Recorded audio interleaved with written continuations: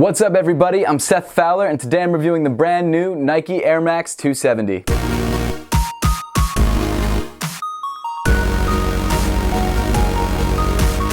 Thanks so much for tuning in today, guys. Make sure to give me a follow on Instagram and on Twitter at @RealSethFowler. Also, make sure to give me a follow on Twitch, which is just Seth Fowler. But with all that out of the way, let's get into it. A few days ago, Nike introduced one of the newest versions of the Air Max silhouette. There were a few models that dropped, but the one that really caught my attention was the Air Max 270. The clean overall lines of the sneaker, accented by aggressive, sharp touches, really drew me to the sneaker. Nike only released a few limited colorways of the shoe, but more are bound to come, especially around Air Max Day.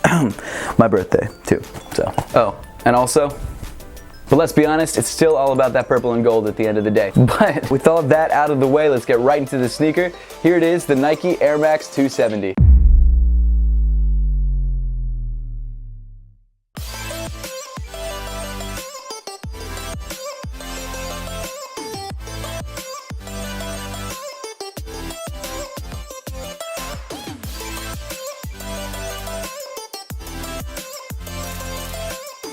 Jumping right into the upper of the shoe, a majority of the upper itself is made up of dual layered mesh. From the toe box to the midfoot, you've got this soft black mesh with these large openings, similar to what you find on basketball shorts. Underneath that layer, you've got a much tighter mesh for more containment of your foot. Around the tip of the toe and the arch of the foot, you've got some black fuse overlay for added durability. And of course, your black mini Nike swoosh rounding off the toe on the lateral side. Moving back on the shoe, even though from a distance this does look like it has a separate tongue, it's actually a one-piece construction. The black oval laces weave through these nylon bands that attach to the mesh. Underneath the laces, on I guess technically the tongue, you've got this black padded nylon, and at the top of the tongue you've got the black Nike swoosh and then the Air 270 logo, which is actually kind of an interesting logo because it looks like it fades into each other. You kind of have to see it to know what I'm talking about. The R sort of turns into the 2 and makes it look like a bigger R. I didn't really get it at first, to be honest, but it's not a bad looking logo. Well, I guess if you're trying to communicate the words Air 270 and it's not immediately recognizable, that might not be the best, but hey, it looks cool. Inside the shoe, you don't have much in the way of padding around the upper. You do have some padding around the heel, which helps with lockdown, but when it comes to the rest of the upper,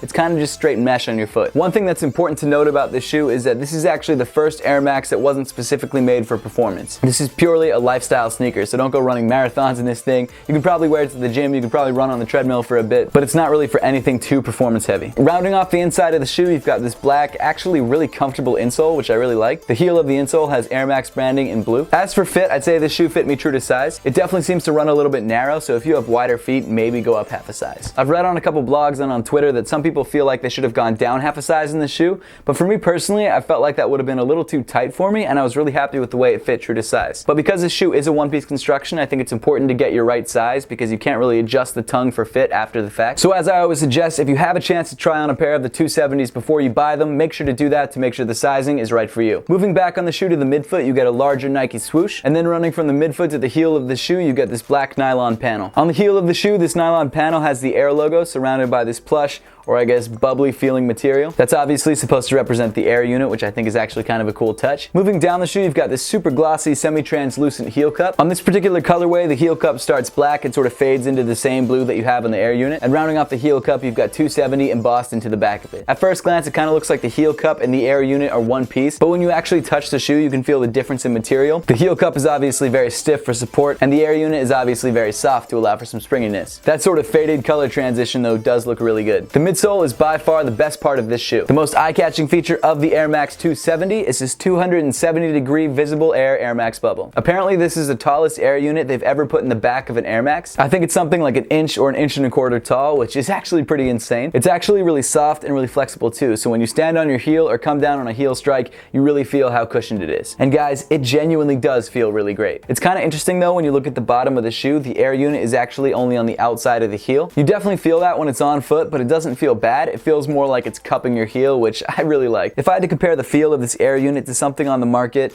I guess I'd have to go with the Vapor Max if the Vapor Max had a little bit more air in the heel and you were just standing on the heel of the shoe. And to be honest, I kind of like the feel of this shoe better than the Vapor Max. I kind of had some problems with the way the Vapor Max fit on my foot. It just never really worked out for me, but this doesn't feel bad at all. Even though this heel unit is the standout feature texture of the shoe, I think it's important to note that the rest of the midsole actually feels really good as well. And that's due to the fact that Nike used dual density foam in the midsole. So even though there's no air in the toe or in the midfoot, you still get this really soft and really comfortable ride. I mean, honestly, the midsole of the shoe really feels great. Not to bash the upper because it definitely doesn't feel bad, it just doesn't feel like anything special. Finally, moving to the bottom of the shoe, you've got this black and blue outsole. The air unit, of course, has reinforced rubber on the bottom to increase durability, and then you can tell where Nike utilized the two different foams by the matte and glossy texture difference. Overall, for 150 bucks, the Air Max 270 is not a bad sneaker. The air unit and the midsole cushioning are by far the best features of this shoe. The comfort underfoot is really nice and something I really enjoyed. However, the upper and the overall aesthetics of the shoe, while not bad,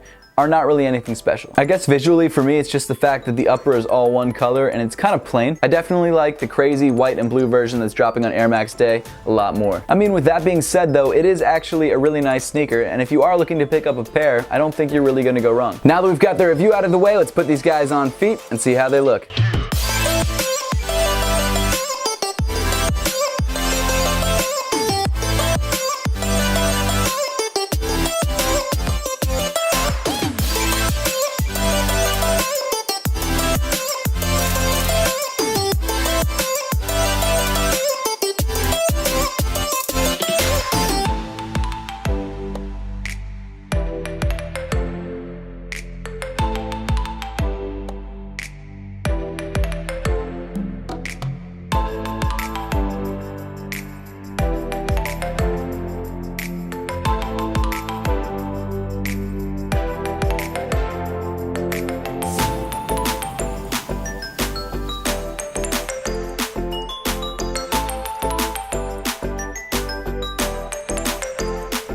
Make sure to leave a comment in the comment section down below letting me know what you think of the Nike Air Max 270 and whether you're planning to pick up a pair for yourself. And as always guys, thank you so much for watching. Please make sure to give this video a big thumbs up if you liked it. Subscribe to me, Seth Fowler, if you want to see more content just like this, and follow me in all other forms of social media. The links will be in the description below.